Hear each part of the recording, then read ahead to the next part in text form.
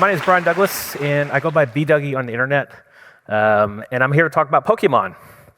So I have been self-healing Pokemon as an agent for like the last 6 months, and I've learned a lot from it. And the way it works is I just use a coding harness. For now, I'll use Claude Code, and I've got like a skill for speed running live demos, and I'll just run that. You know what?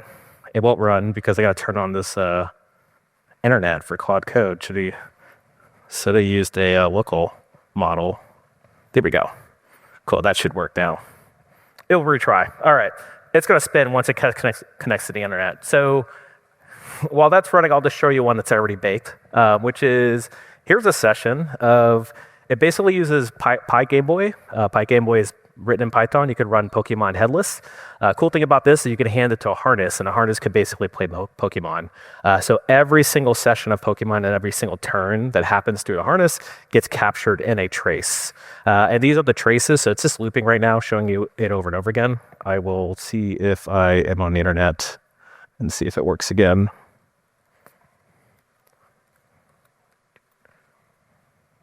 They told me to do that, and it still is not working. Oh. All right, we'll just keep going. Cool. Well, luckily I actually have one already run that I could pre-record from previously. So these are all the sessions, these are all the traces, and I guess the real trick from this is your traces are all pretty raw. So what I've done is I've labeled all the traces to different types. So like milestones, whatever, it's like captured a Pokemon, or just like raw telemetry traces for like up, down, left, and right. And then I will say every single one of these turns is basically like a movement in the game.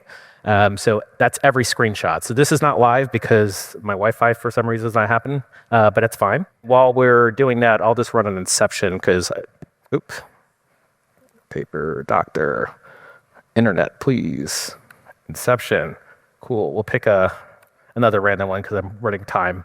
It's cool. So observations, but the one thing I just want to show you is anomalies. So whenever that thing fails, I have an anomaly that I can just click a heal button. I can pass a prompt here that I'll just copy. And then if I wanted to spin it up again based on the healing session that I wanted to run, I could do it manually. But it's not fun when you do it manually. It'd be great if you could just self-heal and like have this work on its own. So my rule is it can't use the model. It's got to learn Pokemon live, and it has 1,000 turns to figure it out.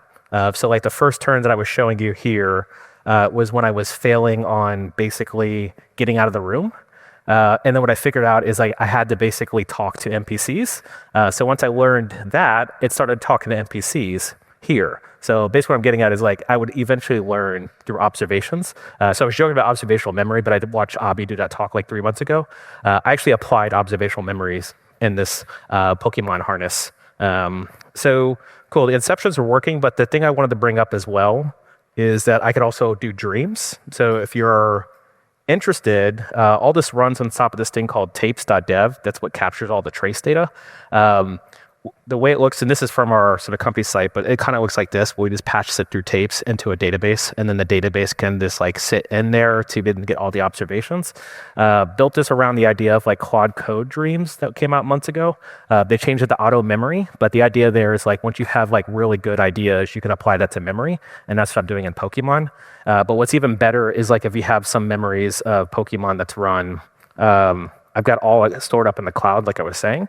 And if I find my speed run that's run flawlessly, I can basically get like high level understanding, like what's happening when it's running overnight, because I tend to run this overnight.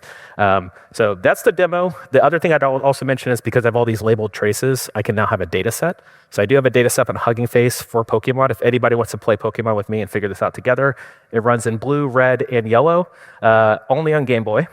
And I do have a model that's up on Hugging Face as well, but please don't trust it. I'm still working through it. I'm learning on the job. And then the last thing I'll mention is that Inceptions exist because what it does is like I can go to like previous sessions and then grab out that stuff manually, but I have this running automatically. So Inceptions is this is a Rust CLI that I'm showing you here. It's going to be too slow right now to finish, less than 5 minutes. But it will actually run Pokemon in multiple like fanned out agents. So the idea with AlphaGo from DeepMind, there was a paper about this, spitting up 10 agents, pick the best 4.